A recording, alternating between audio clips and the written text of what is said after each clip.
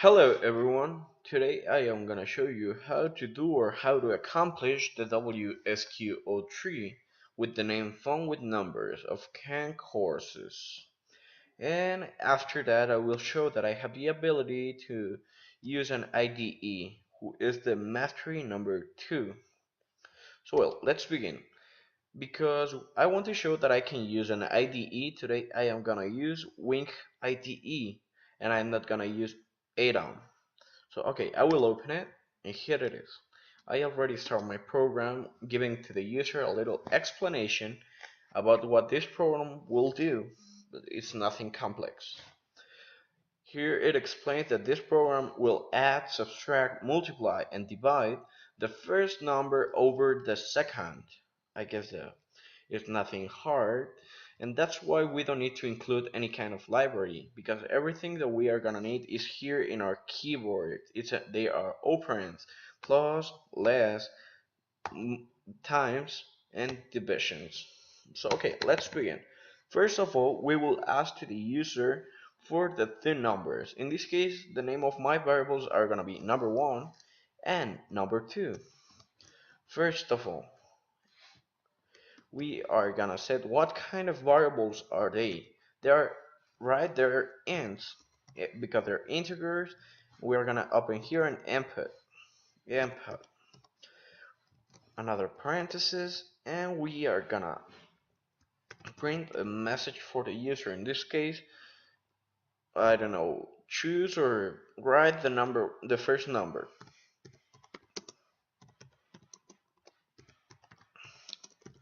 and then space, because we want it to be easier for us the, to understand how it looks like. In this case, it's gonna be the second number.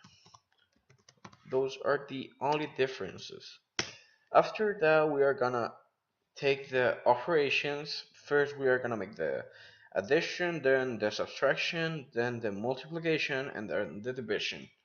So we will start with A of addition, that is gonna be equal to number 1 plus number 2. That's nothing hard. The subtraction is going to be an S, which is going to be equal to number 1 less number 2. The same with the multiplication, which is going to be equal to, this case I will set it like P for product, which is going to be equal to number 1 times number 2.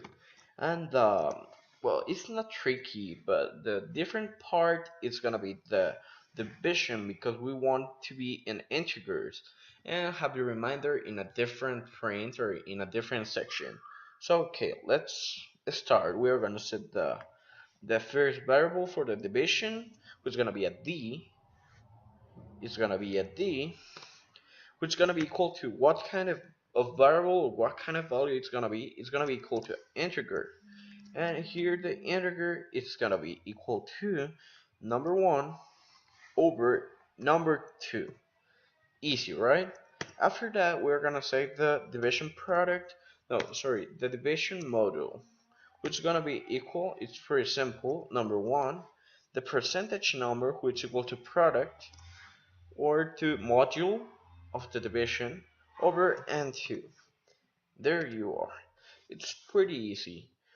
In these 5 sections, we already have the 4 operations that we need. What is next? The next step that we're gonna follow, or the next step we're gonna do, is print to the user the result of the operation. In this case, I will do it with 4 prints.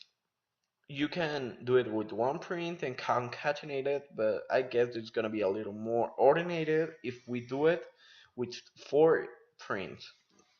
So we'll set the first print, which is gonna be equal to the result,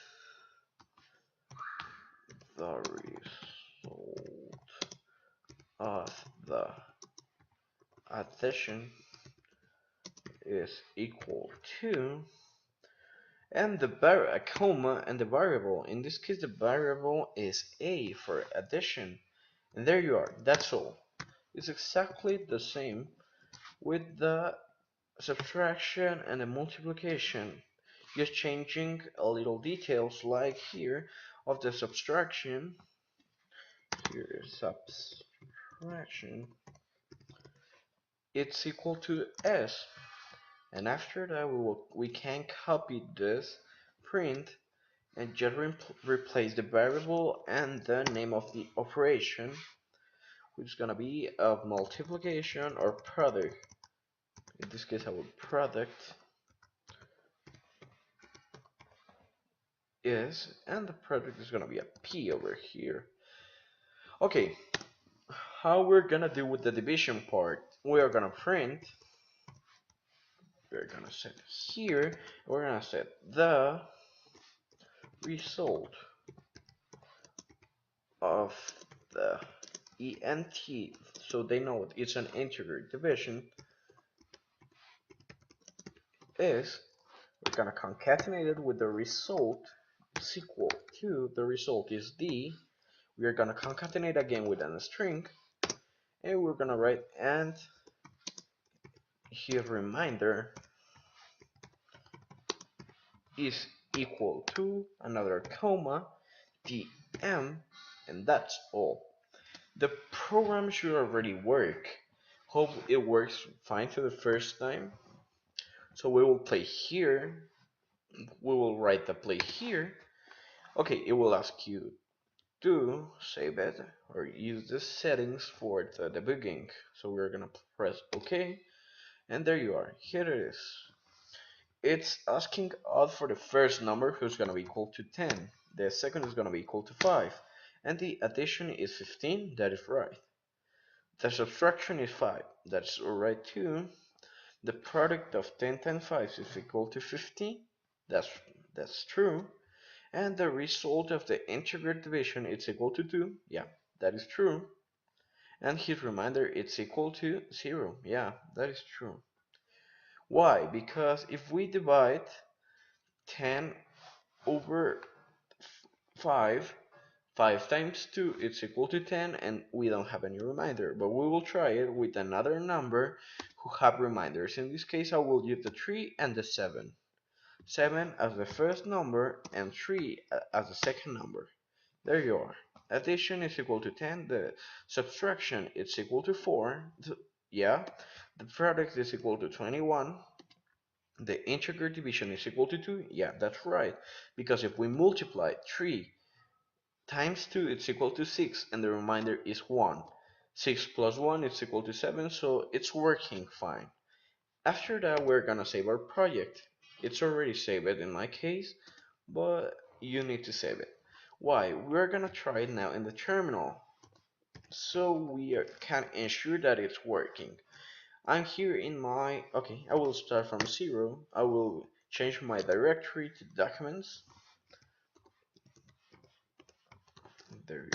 Now that I am in documents, the name of my file is WSQO3. So I will write Python 3 because it's the language in the one that I write my code. And we're gonna write WSQO3.py. And that's all. Remember that we need to respect all the capital letters, like here in documents. And well, we will run it. Okay, this program will have subtract, multiply, and divide the first number over the second. It's gonna be a 10 plus 5. And yeah, it gave us exactly the same result, and we will try it with a 7 and a 3. A 73, sorry about that, and a 10. Oh yeah, that's true. 73 plus 10 is 83, 63, 730, that's right. And the module, how many times a 10 fits in a 73? It fits 7 times complete, and the remainder is 3. So now we are 100% sure that our Python program is working. Thank you for watching.